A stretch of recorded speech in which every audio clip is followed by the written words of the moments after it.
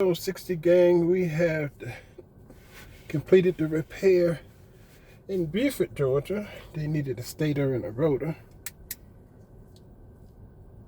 And now they're ready for Christmas. So now we are off to Canton, Georgia. It's a 74-mile run. North Georgia. Canton is about one of the last cities before you cross the Tennessee line. So we're in Beaufort now, which is north of where I live. And now we're going to continue to go north to the city of Canton. And you're going with me. Let's go.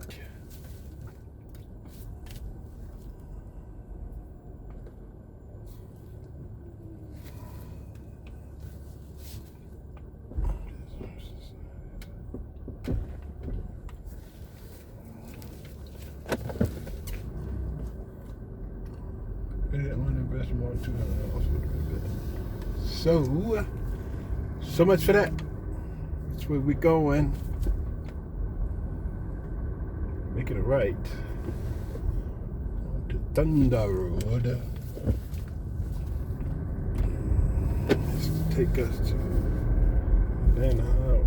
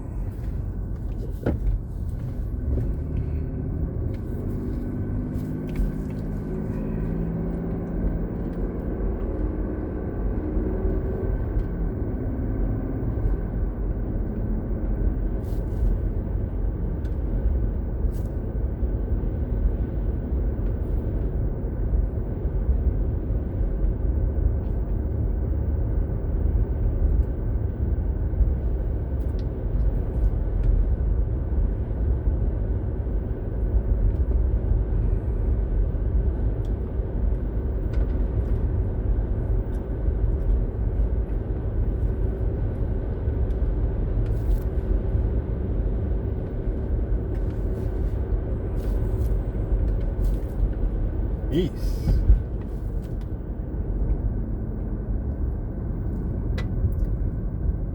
Why are we not going north? I mean, we should be going north. This is southeast.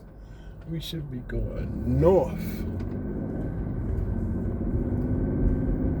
This is going northeast. Going northeast, east. It's time to turn here.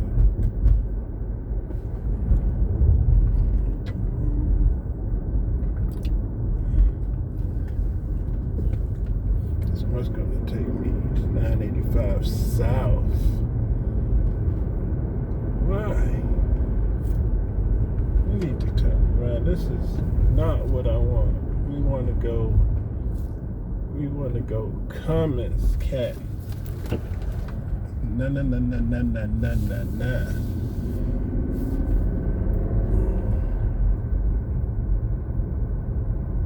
Let's go this way.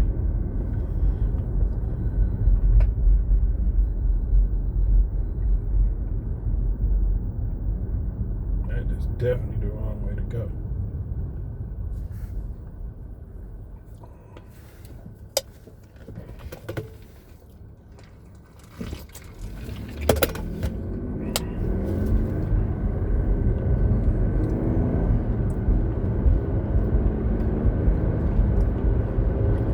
GPS be sending your ass the wrong way. I want to go northwest.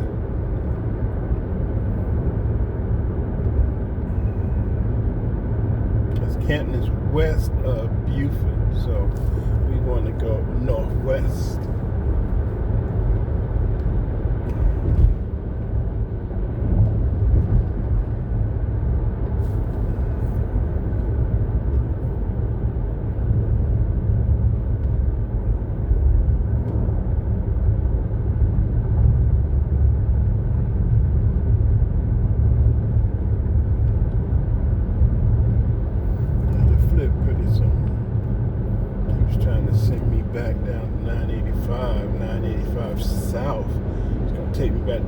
285 south to 285 when I can just keep going west and run into 75. What I want, 75 is Canton. I want 75 north, so as long as I keep going west, northwest, I'm bound to run into 75. So I have to cut through this town here. Eventually it's gonna, I gotta cut through Lake Lanier, cut through Gainesville, get to Cummins. Just keep going northwest.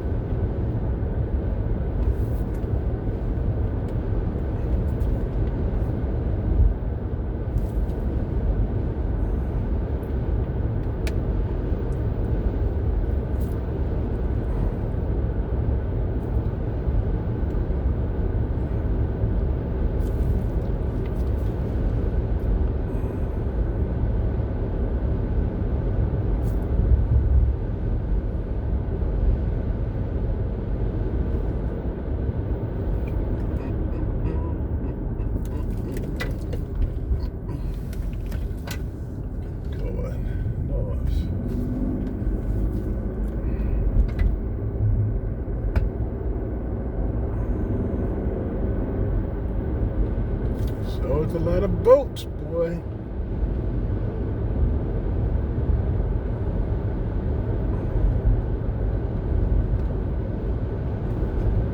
Got that one.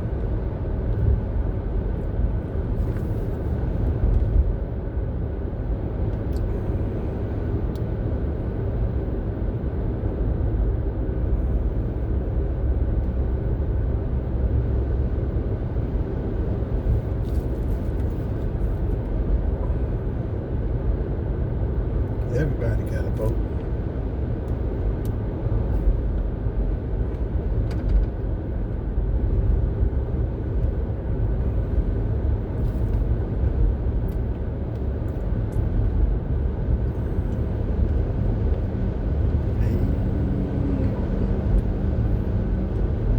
Everybody got a boat.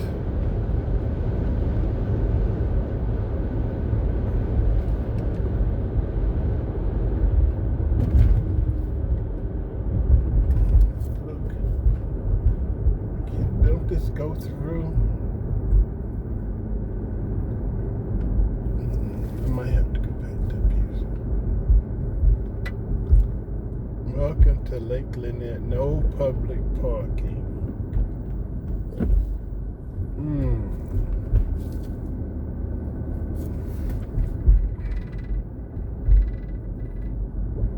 Welcome Center.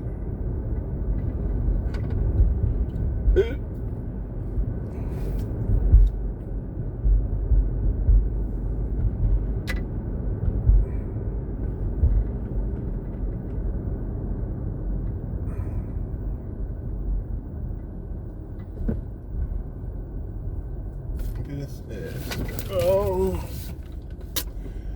man, that is, I gotta go back to, it's not gonna let me through here. This is it.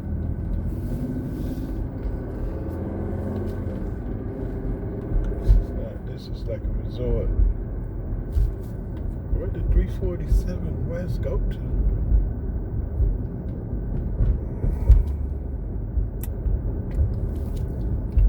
So they're not gonna let me through to the other side.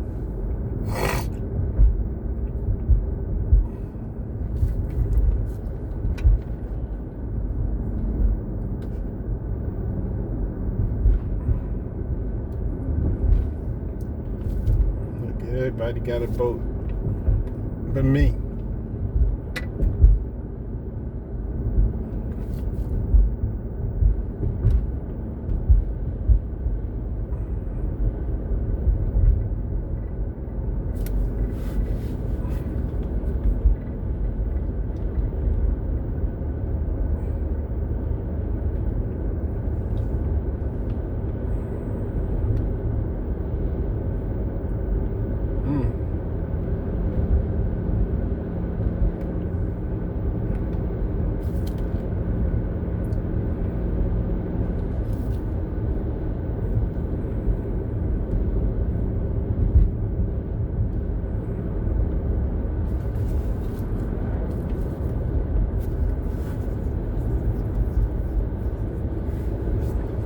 Everybody got a boat.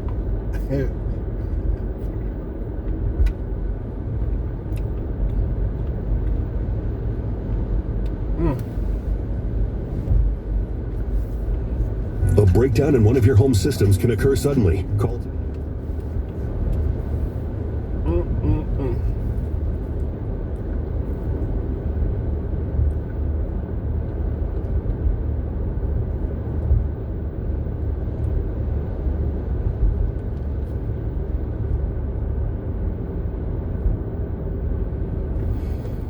Yeah, let's go this way to Beaufort.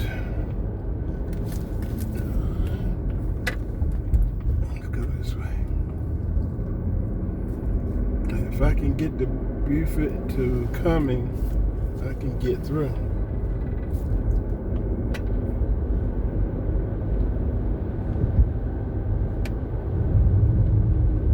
That's what I want.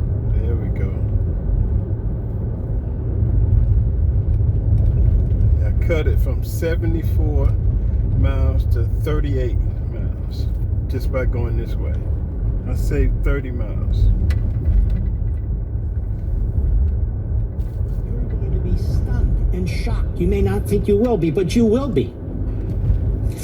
It's incredible. This is a Stalinist committee. It is a rogue committee. It is a committee that obstructed, that destroyed, that witness tampered, that violated House rules.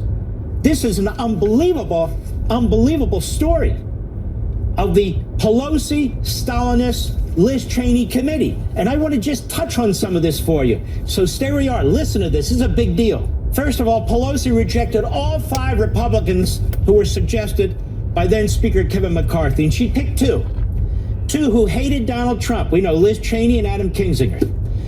They make Liz Cheney the vice chair. The vice chair is typically of the same party. But they made her the vice chair, and they said she represented the Republican Party. She was bipartisan. The committee was bipartisan. No, it wasn't. The Democrat doesn't get to pick all the members and then call it a bipartisan committee. They followed no rules. They didn't follow typical committee rules.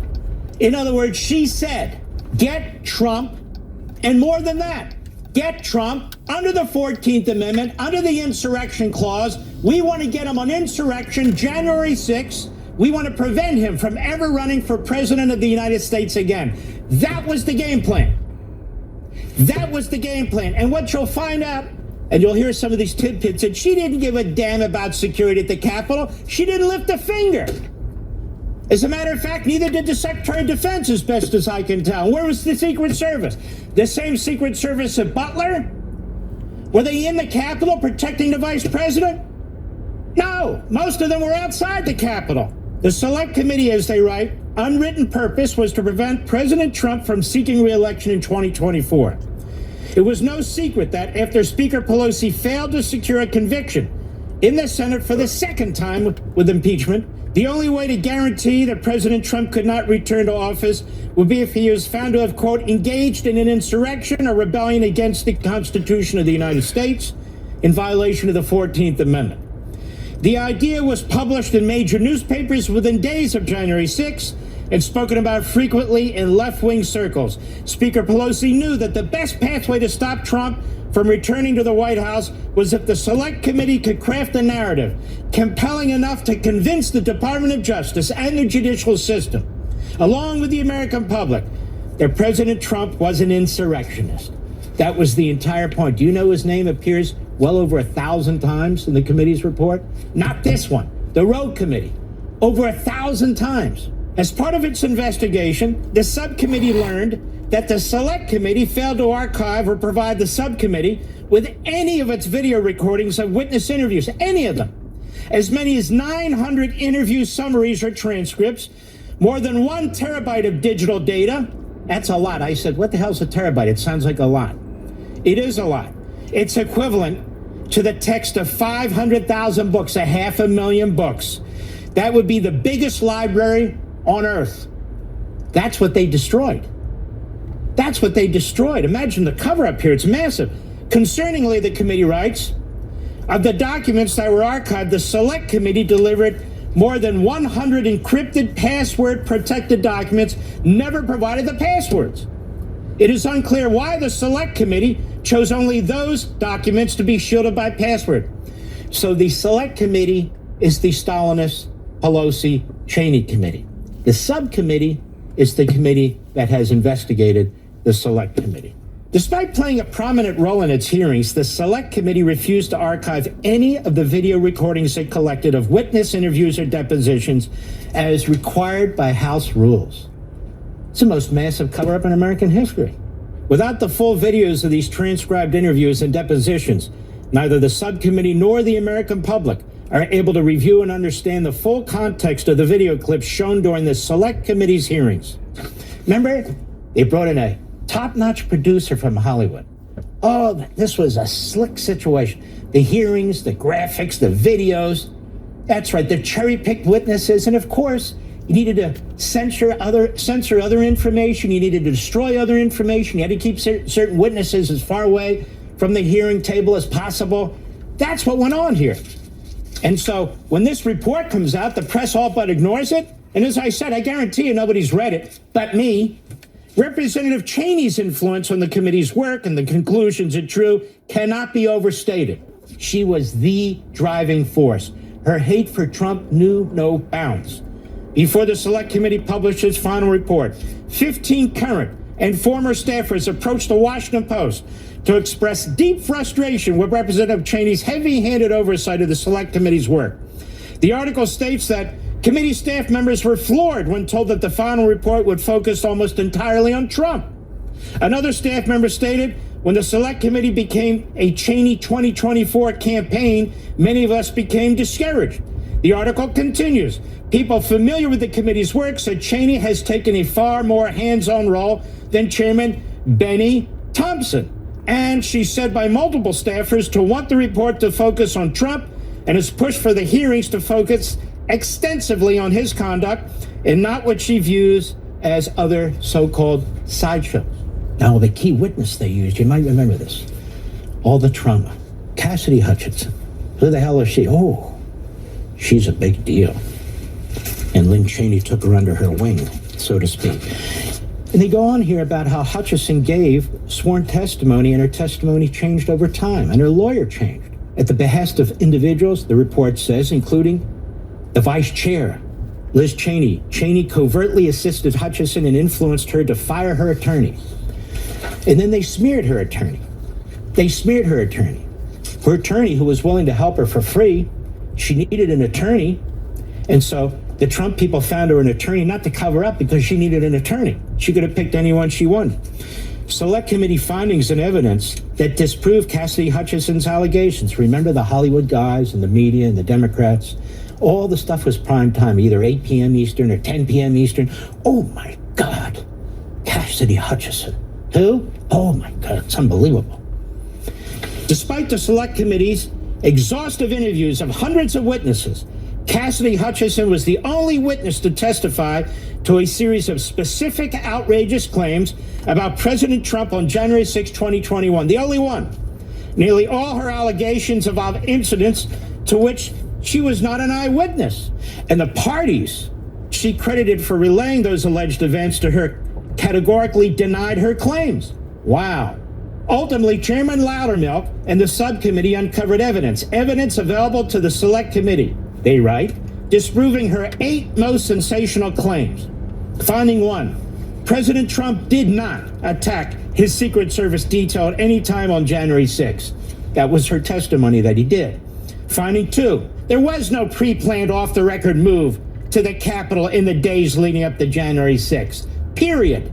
Finding 3, there's no evidence that President Trump agreed with rioters chanting, "Hang Mike Pence." And they have details, they have photographs, they have references, footnotes. This is a thorough, complete report. Finding 4, Cassidy Hutchinson falsely claimed to have drafted a handwritten note for President Trump on January 6th, says their report.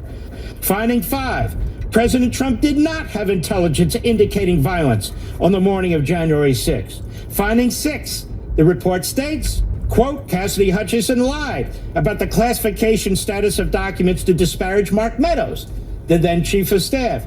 Finding 7, Representative Cheney and Cassidy Hutchinson attempted to disbar Stephan Passantino, her first lawyer. Finding 8. Cassidy Hutchinson misrepresented President Trump's actions at Lafayette Square Park in the summer of 2020. Now you know why the media is not reporting on this. And another finding, President Trump did not attack his Secret Service detail at any time. We've talked about that. The Select Committee did not give President Trump's Secret Service driver the opportunity to give his recollection of those events until November 22. He testified that he had not been contacted by the Select Committee in any way until that time. The driver testified that it never happened. So you have an allegation being made, so-and-so, the Secret Service driver, told me XYZ, or I overheard him speaking. Well, if you're a first-year law student, and you're a D student at that, the first thing you do is say, all right, who are we talking about? That Secret Service guy? Let's get him in here and get his testimony under oath. They didn't do that. This is the Beaufort Dam. Not till much later when it didn't matter. What else? The Select Committee proactively took measures to prevent the public and congressional Republicans from accessing a substantial amount of material, as we pointed out, in contravention of House rules. This includes all video recordings of hundreds of interviews, transcripts of several key interviews, and several terabytes, hundreds and hundreds of thousands of the equivalent of books of data. In addition to deleting data, the Select Committee effectively concealed many vital interviews from subsequent congressional committees by giving custody, quote unquote, of those transcripts to the executive agencies, to the Biden regime, like the Department of Homeland Security. And instead of archiving those transcripts with the clerk of the House as mandated by the rules of the House, the Select Committee deleted its copies of those transcripts and gives it to the Biden regime and destroys them. So the incoming Republican majority can't see them. You believe this? And because of this decision, it took the subcommittee several months to recover copies of those transcripts from the Department of Homeland Security. So now you have the majority in the House begging the Biden regime, can we have some of our documents back? And it was like pulling teeth, and they redacted a whole bunch of them, and they withheld a whole bunch of them. And when the documents were finally delivered, they were incomplete, and they contained significant redactions. The Select Committee's efforts to conceal those records from later congressional review led to predictable and unnecessary delays. They were sabotaged. They were sabotaged by the committee members, and the staff, and somebody needs to get to the bottom of that. The subcommittee, in long-standing negotiations with the White House and DHS, recovered 17 transcribed interview transcripts. 17. Wow. That the Select Committee failed to archive in clear violation of House rules. These transcripts included United States Secret Service agents and other White House employees. Many of these transcripts directly refute the narrative told by the Select Committee, yet they were never archived in the House. Additionally, the Select Committee did not conduct most of these interviews until November 2022, after Democrats lost their majority in Congress. Wow. Media concerned about this? No. It's like George Stephanopoulos is upset. He smears Donald Trump about rape. They give him a brand new contract. All the media circling the wagons. Oh, look what we're doing to the First Amendment. First Amendment? You accuse people of the most horrific crime. That's not protected by the First Amendment. Now let's go to Nancy Pelosi. What role did she play? Uncovered HBO video footage. In 2022, Home Box Office released a documentary film, Pelosi in the House, focused on the life and career of Speaker Emerita Nancy Pelosi. This documentary film was directed and produced by her daughter, Alexandra. The documentary included footage of Speaker Pelosi and members of the House and Senate leadership after being evacuated from the Capitol complex on January 6, 2021. The Select Committee was in possession of Alexandra Pelosi's footage throughout their investigation. However, the Select Committee did not publicly release any of the video, and furthermore, did not archive this footage at the end of the 117th Congress, the Democrats, or hand it over when Republicans took majority in the House of Representatives in 2023. Despite attempts to conceal the footage, Chairman Loudermilk, who will be on this program in moments, secured various clips from HBO containing candid details regarding the events and individuals at the U.S. Capitol on January 6. On May 23, 2024, Loudermilk wrote to HBO and they got the information. The footage, which the Select Committee chose to conceal from the public, conceal its release, contains shocking new information regarding Speaker Pelosi's movements and communication on January 6th. In one clip, while being evacuated from the Capitol, Speaker Pelosi takes responsibility for the lack of security at the U.S. House. In a very panicked exchange, Speaker Pelosi admits to her chief of staff, Terry McCullough, that she bears responsibility for not having adequate security. No, it's not a question of how they don't know, they clearly didn't know, and I take responsibility for not having them. Just prepare for more, meaning the National Guard and security generally. And prior to January 6th, the U.S. Capitol Police Chief was required by law to receive approval from the Capitol Police Board before directly requesting assistance from the D.C. National Guard. This requirement caused significant delays in the deployment of the National Guard and therefore delayed law enforcement's efforts to secure the Capitol. And there's an entire section on the Pentagon that is shocking. What did the Pentagon know and when did it know it? Finding 1, the acting Secretary of Defense, Christopher Miller, dismissed President Trump, as the report says, January 3, 2021 order to use any and all military assets necessary to ensure safety for the planned demonstrations on January 6. That's what President Trump told his acting defense secretary. Do we need National Guard? I'll call up National Guard. We got to make sure it's protected.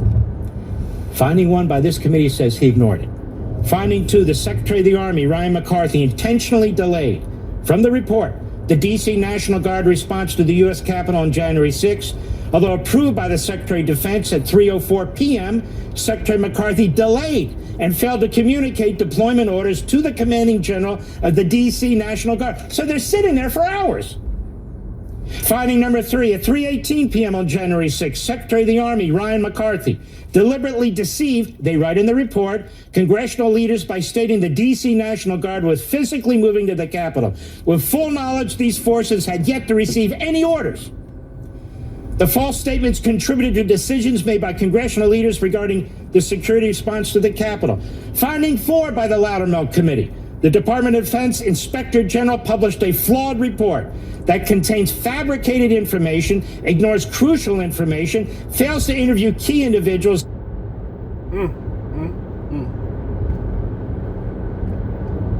That is going to be some hearing next year when they get Trump. It appears to have collaborated with the DOD to portray false narrative. They had scores of whistleblowers from the National Guard and other parts of the Pentagon coming to this committee to tell them that IG report was BS. Finding 5, DOD and DOD IG knowingly and inaccurately placed blame on the DC National Guard leadership for the delayed response. Finding 6, DOD IG was not responsive to the subcommittee's requests and at times obstructed the subcommittee's work. The subcommittee has detected an inappropriately close relationship between the DOD Inspector General and the DOD, which compromises the Inspector General's ability to conduct objective oversight. No wonder they don't want Pete Hegseth as the Secretary of Defense. We got a good old boys and a good old girls network there. What about the Secret Service?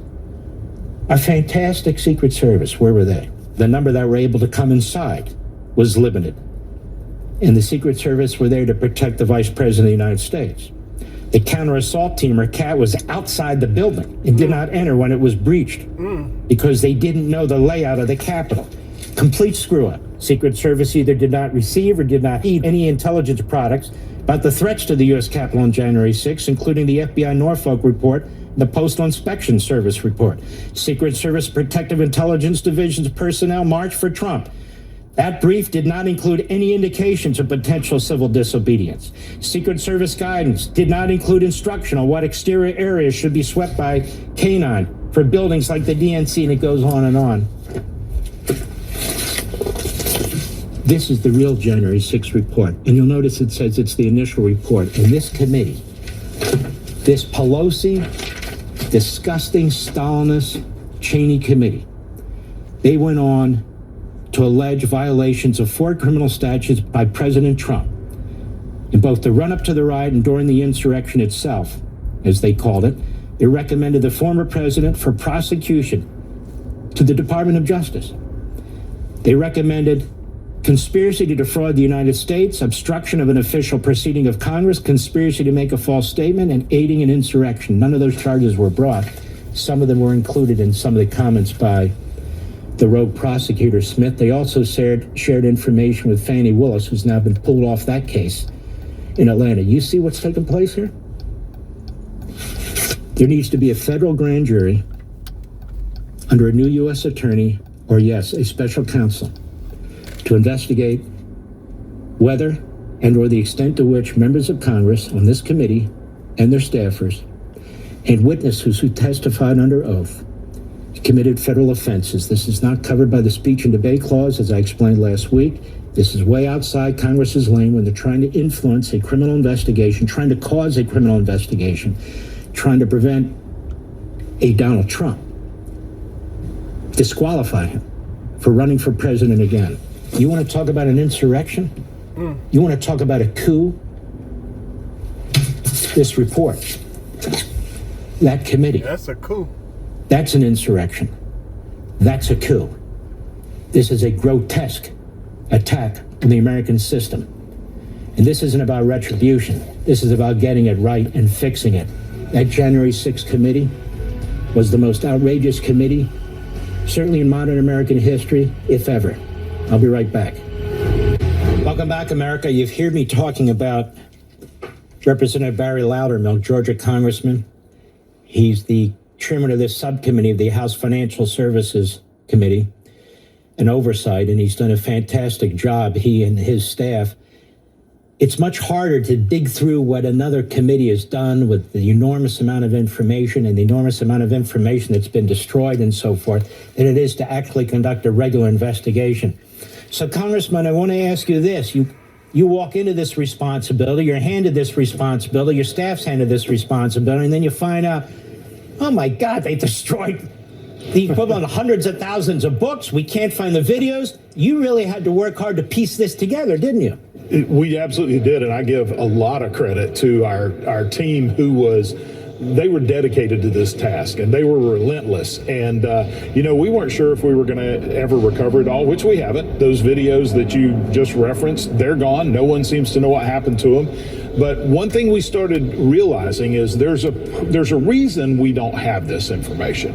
It isn't just haphazard that there's missing documents. There seemed to be rhyme and reason. As we started digging into them, we started finding out, well, it was documents and information that did not play into their star witnesses' accounts of things that happened, nor in some cases, it was just information that didn't support their predetermined narrative that Trump caused all of January 6th. That's what they wanted to get at. And as you have seen in our report, it was a massive failure at several levels in several entities of government. And then the big concern that we had is the cover-up that followed.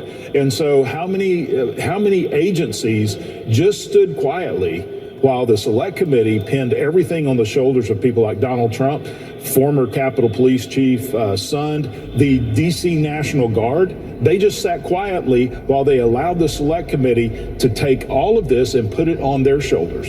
And so we want to make sure that, America understood what really happened, and more importantly, that justice would be served. Congressman Loudermilk, let me ask you this. Have you sat down with the New York Times? Have they interviewed you about this? Have you sat down with the Washington Post? Have they interviewed you about this? How about 60 Minutes? How about George Stephanopoulos? How about the Today Show? Has anybody sat down and said, my God, we read this report. It's unbelievable. We have some questions for you. Have they? No, not about this. Now, the New York Times have interviewed me about the Secret Service when we first uncovered that their transcribed interviews had been sent to the Department of Homeland Security. They interviewed me about that, but their article that they printed was nowhere close to, what we were actually telling them and what we had revealed. The problem we're having, and one reason, and I've heard this from some people deep within the mainstream media, they're watching what we're doing and they're amazed at the information that's coming out, but they can't spin it because it's just fact. And so that's why we're not getting a lot of coverage on this, because they can't spin this in the light of which Liz Cheney and the Select Committee proposed all of this novel that they produced in December of 2 years ago. And so when they can't put a political spin to the left, they just ignore it. The chairman of the committee, the so-called vice chair of the committee, Do they take responsibility for the destruction of records, the destruction of videos, the withholding of information, the transferring of property of the House of Representatives to the Biden regime? Do they take responsibility for any of this? They should, but they haven't. And this is part of the problem. Now, look, I can give Congressman Benny Thompson a little bit of a break, because from what we've seen in our investigation, he was more of a figurehead. It was Liz Cheney who was calling the strikes and balls during this entire game they were playing. It was her that was in the lead of this. Now, he'll argue that he kept everything he was required to keep. Well, he has a different interpretation of House rules and protecting and archiving of government documents than me and the clerk and others have. So this is, I think it's a case of semantics on their part. But yeah, when you have anything that is relative, and look, and transcribed interview that exonerates the former president of the United States, and you don't think that is relative because it's contrary to what your star witnesses said, I think that's very important, not only to preserve and archive, but for the American people to see. And they will continue to say, look, we documented everything and we kept all the supporting documentation and it's available online. Well, that's fine. They did. But it's the non-supporting documentation that tells the true story. We'll be right back. Welcome back, America. The interim report, the report on the report, the January 6th committee. And I read this report, and it is so bad what was taking place in this committee, what they were trying to do to Donald Trump, how they were manipulating witnesses and testimony, how they were censoring information, and the massive destruction. I mean, it is a massive amount of information that was destroyed, how they're trying to influence the criminal justice system. Congressman Barry Loudermilk is the chairman of this effort. It seems to me, from my own background, that when the Trump administration steps in, there needs to be a federal grand jury that looks into the potential violation of federal laws here, because this is no joke. When you have a committee of Congress trying to instigate criminal investigations, you had two people, Steve Bannon and Peter Navarro, who actually went to federal prison as a result of referrals from this committee. And what took place here should never take place again against any president or former president of the United States. Do you agree? I mean, if they want to play in the criminal realm, then the criminal realm is where we ought to play. Well, that's true. And, we've been asked all along as we've uncovered things and as you've covered this so well throughout the last 2 years, what about accountability? And my response has always been, well, that is something that is really an executive branch because we don't have law enforcement capability, but I would never trust this Department of Justice to hand out justice equally. So they've proven that they will not. But now we're moving into a new era, and with the Trump Department of Justice, they can move forward with this. That's why we made a recommendation that the Department of Justice investigate Liz Cheney for potential violations of federal law. And I'm only using Liz's own standards that she used. If you go back to July of 2022, in one of their televised hearings, Liz Cheney started talking about Donald Trump making a phone call to one of their witnesses. It wasn't even successful. He just attempted to make a phone call to someone they had interviewed. She then referred that to the Department of Justice of potential witness tampering, just because he attempted to make a phone call. Now compare that to what we have the evidence that Liz Cheney actually did. She did communicate with Cassidy Hutchinson. She did acknowledge that it was inappropriate communications. After she communicated with Cassidy Hutchinson then changed her testimony. And then, according to Cassidy Hutchinson, Liz Cheney did encourage her to fire her previous attorney, Stefan Passantino. Then Liz Cheney did help her find a new attorney. And then Liz Cheney did try to get Stefan Passantino disbarred in Georgia and D.C. So these are the things that she did, but she said just because Donald Trump attempted to make a phone call, then he should be investigated. This is why we're saying, look, I can't make that determination, but the Department of Justice can. Well, I can't imagine she has anything to hide. They just destroyed a zillion pieces of data and video and so forth and so on. It seems to me Nancy Pelosi needs to be examined. A number of these people need to be examined because There was a lot going on in the shadows here. People were giving orders. Somebody gave orders to destroy all this information. Somebody gave orders to try and influence witnesses. Somebody gave orders to try and prevent other witnesses from giving timely testimony. Somebody called in Hollywood to create these productions. We cannot have these Stalinist type events and then pretend it's okay because the media are on the side of the Stalinists. That cannot go on. Barry Loudermilk, I want to thank you, your staff. You've done a great service to the American people. This is a fantastic report. You can get it online, and I encourage everybody watching, get it. God bless you, my friend. Take care. Have a great holiday. God bless you, Mark, and Merry Christmas. We'll be right back. Assalamu alaikum. My opinion, it was fraud and it was election interference. He's also pursuing legal action against 60 Minutes for the obvious blunder of substituting a Kamala Harris response to a different question. Where they took Kamala's answer, which was a crazy answer, a horrible answer, and they took the whole answer out and they replaced it with something else. The New York Times reports that Disney CEO Bob Iger approved the settlement because he was worried about losing a flawed case. Stephanopoulos repeatedly said Trump had been found liable for rape when it was actually sexual abuse, and having to pay a lot more, plus the embarrassment of having to turn over texts and emails from its star anchor. Look, with plummeting trust in the press, Trump somehow moved from saying he had tamed the media to filing and threatening lawsuits designed to have a chilling effect on journalism and perhaps approve his own coverage, which for years has been, let's face it, largely hostile. I'm Howard Kurtz, and this is Media Buzz. The legal offensive, not surprisingly, has been largely divided. George Stephanopoulos just cost ABC $15 million because he defamed Trump. And the Post reports he's humiliated. First, Disney lost to DeSantis, and now they're funding Trump's presidential library. And Stephanopoulos is apoplectic. Suing a pollster who got a snapshot of the race wrong, even though it didn't actually affect the election. I mean, even if it did, but he won anyway. I think one of the reasons Republicans are cheering on this muscular attitude from Trump and pushing back against some of this is because Republicans feel like constantly media organizations, especially in the throes of campaigns, work overtime to create false narratives that may shape the contours of the election. And Seltzer, and doesn't have to worry. The Des Moines Register, they don't have to worry. That'll be thrown out very quickly. CBS News, for their edits, what they did in the edit bay on 60 Minutes, doing what 60 Minutes has been doing for like 60 years. I think this is a moment as well for those that claim to be journalists.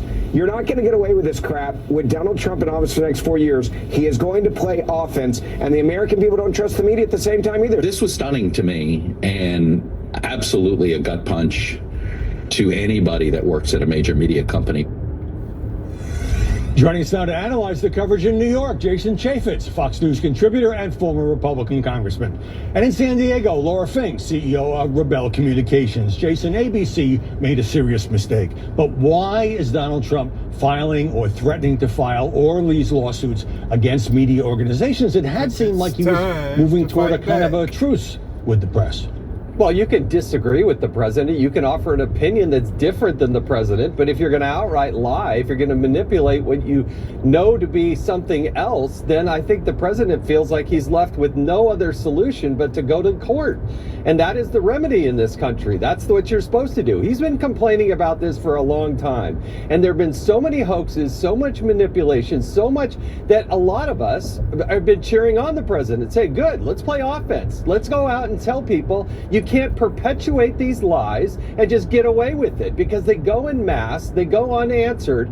But now in the Stephanopoulos case, the ABC case is a good example of the fact that Donald Trump was right and ABC and Stephanopoulos were wrong. Laura, Trump would lose most of these cases as a public figure because you'd have to prove either malice or reckless disregard for whether something was true or not. But does that matter to him?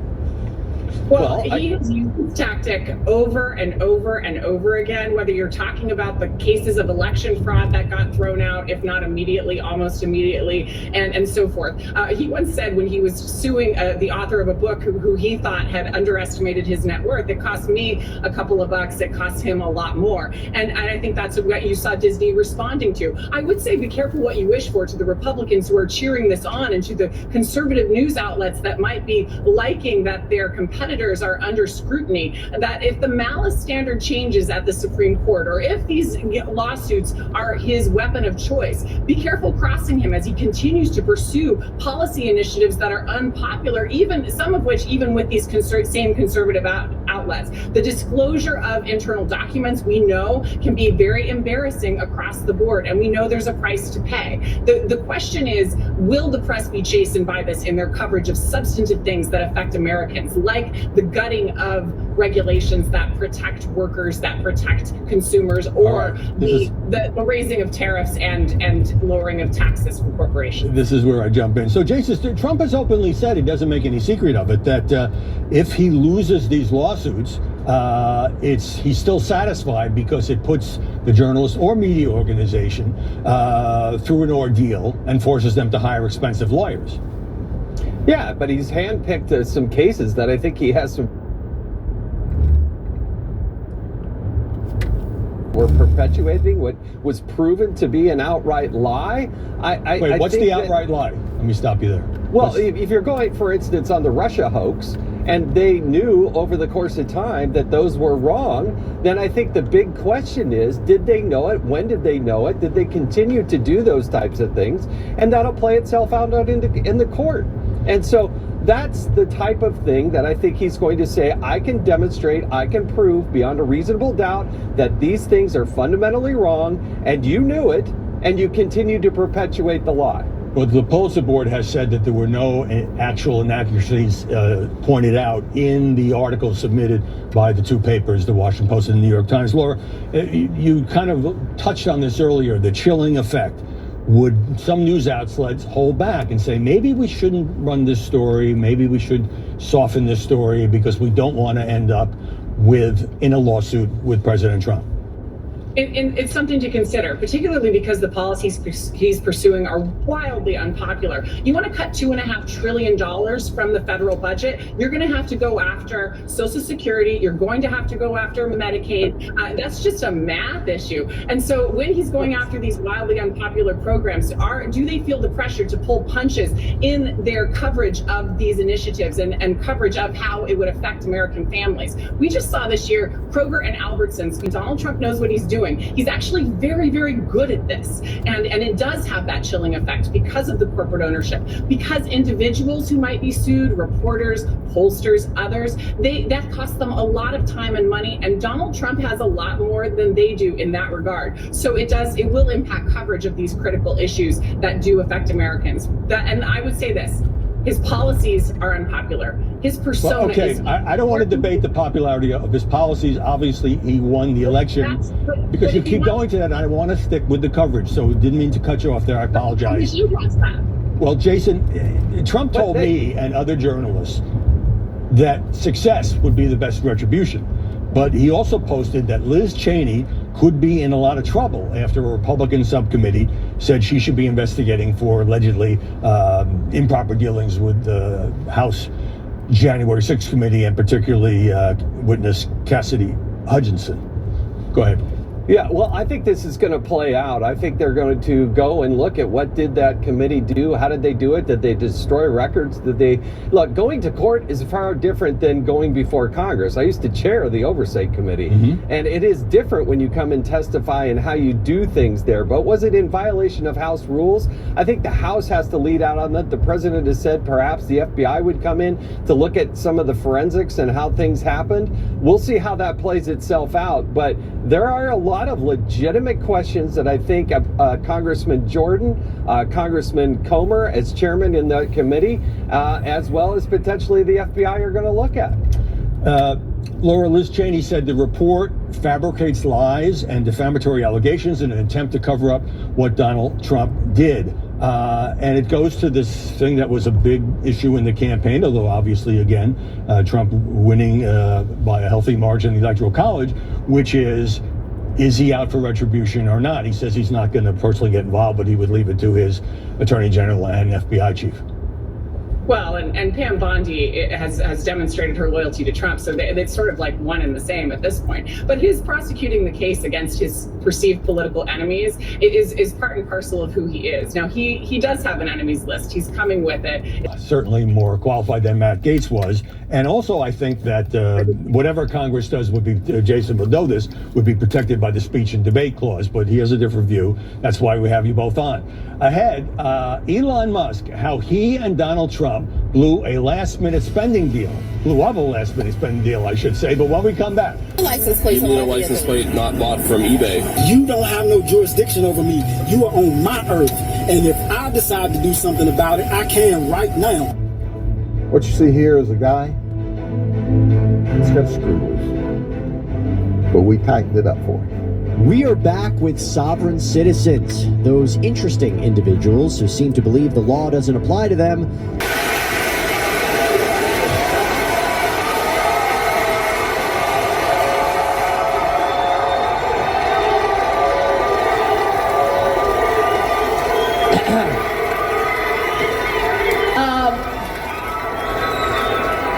Before we get cracking, I do have some complaints about Cincinnati. Let's get this out the way before a nigga gets started. I've been here 3 days. It's been all, how the fuck is you niggas gonna have all the weather? This is bullshit. 72 hours, it's been hot, mild, rainy, cloudy, sleety, cold. This is bullshit. A pimp don't know what to wear in this motherfucker. I'm in the hotel lobby with a fur coat on, some swim trunks, some Timberlands, and an umbrella, because I don't know what may happen in this raggedy bitch this evening. Shit. Yesterday it was 181 degrees. Today it was 36. What the fuck? You can't pimp nobody when it's 136 degrees. Just soon as you walk out, bitch, where's my money? Pimp down! 1032, bitch, get the trunk. I am a boy, Damon.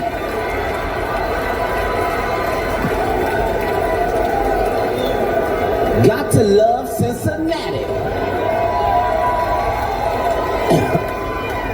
This is the ugliest, nastiest, dirtiest, most beautiful place in all of the United States of America.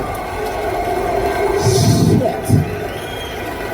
You can just be driving in a nice neighborhood, just driving, just look at the architecture and look at the clocks and the fountain and oh my God, and then 3 seconds later, what the fuck, nigga, is that two crackheads and a pit bull, nigga, what? We didn't even turn the corner, nigga, why?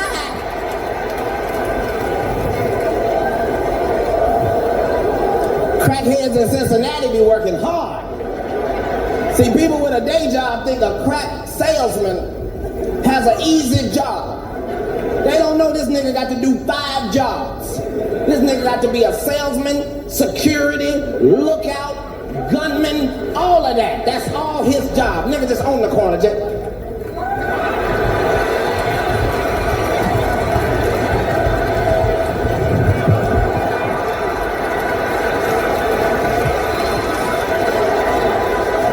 This bullshit. Got to love Cincinnati.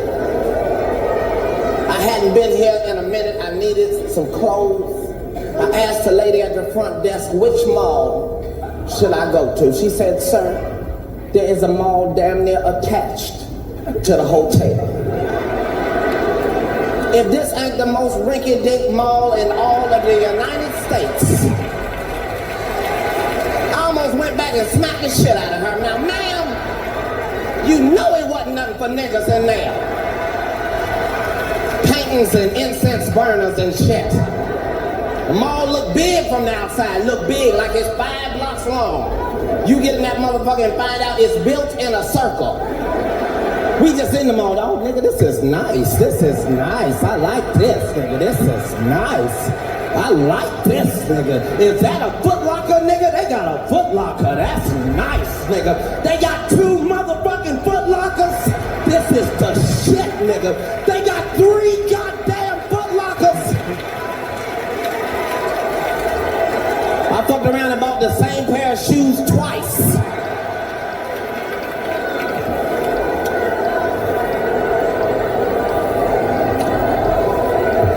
Y'all forgive me while a nigga takes a drink and adjusts his electronic technicians. You got haters here too though. Oh, you got some haters in Cincinnati now. All over the world is haters.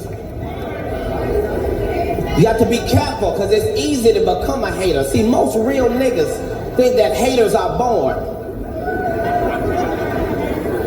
Haters are made. They start out just like us, real niggas. They want to do good so bad that niggas no longer respect the grind, the journey, the struggle, the shit you gotta do in between. These niggas want to be ballers overnight. I saw some shit in Cincinnati today that hurt my spirit as a nigga. And I hope that the nigga I'm finna talk about is in this motherfucker tonight so I can talk about his ass personally. Y'all not gonna believe this shit. I'm in the limo and in my peripheral, I see some niggas looking confused. That mean out of nigga's side vision, out of side vision. The nigga in the back thought it was a car. That nigga got a peripheral? Fuck a phantom, that nigga got a peripheral. That ain't even supposed to come out to 2006. In my peripheral today,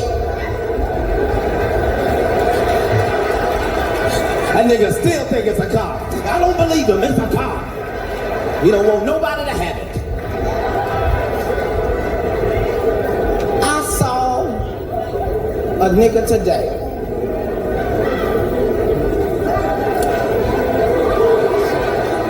I know y'all want to know, I'm gonna tell you. I saw a nigga with spinner hubcaps.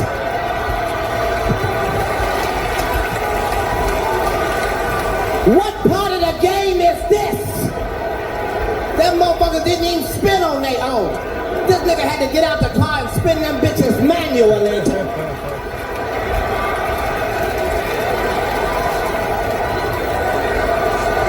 This is bullshit.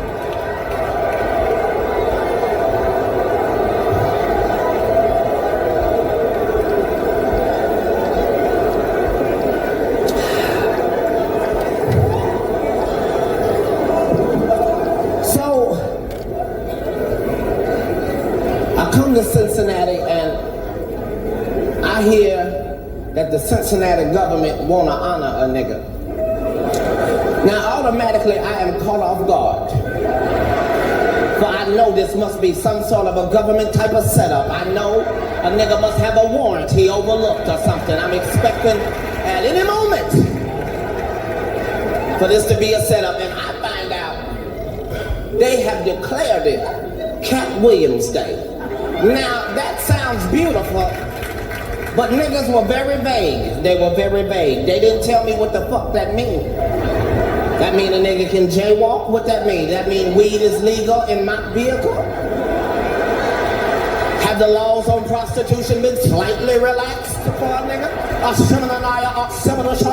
Could that be the case?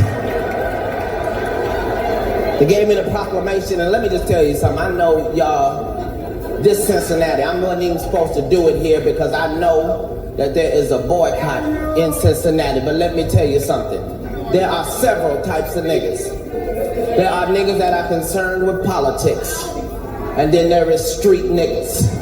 Street niggas don't know nothing about boycotts. They don't know nothing about what the opposite of boycott is.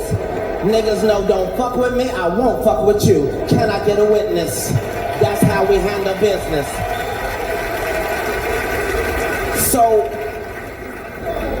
I'm just here to remind niggas that we stress entirely too much, black people. I'm just saying, you got to make up your own rules. Your own rules. Fuck trying to keep up with other motherfuckers. That's our problem. We be wanting to keep up. Niggas be working real hard, get $5,000 worth of spinning rims. And pull right on up in an apartment complex with them spinning rims. You gonna have to get some priorities eventually now. I'm gonna tell you something about spinning rims you might not have known. You're not gonna believe this. From inside your car, you can't even see them bitches spin. Can you believe that? All that motherfucking money, and you gotta look at niggas on the bus stop to verify your motherfucking rims. You just at the light.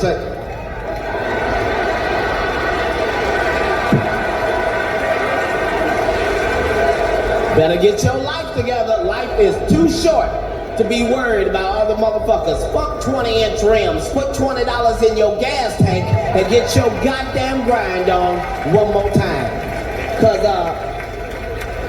I don't care who you are, gas is entirely too fucking high. I don't care if you got millions, gas is too high. You are not supposed to be at the gas station making life decisions. You just at the pump, just, nigga, did I eat today? Nigga, I ain't got but 3 cigarettes. I can't get no half a tank, nigga.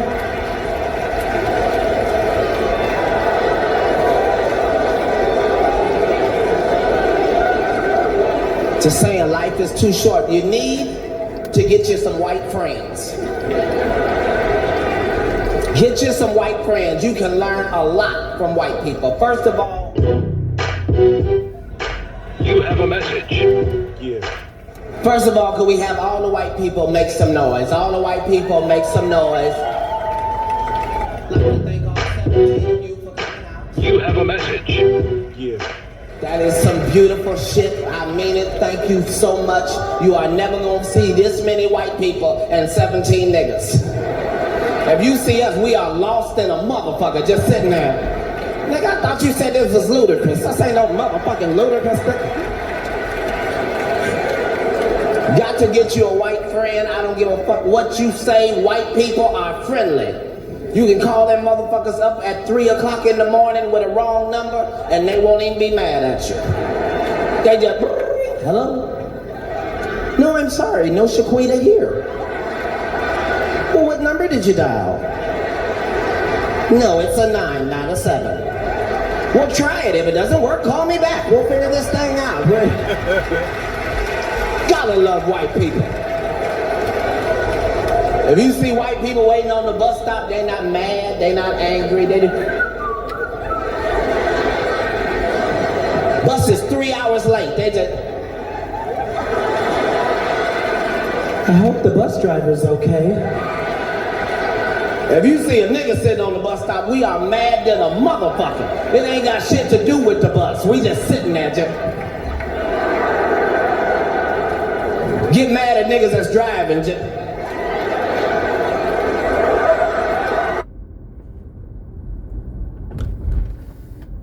So we fixed, we better start a new, I gotta start a new blog, guys. Too much time on this one. Be right back.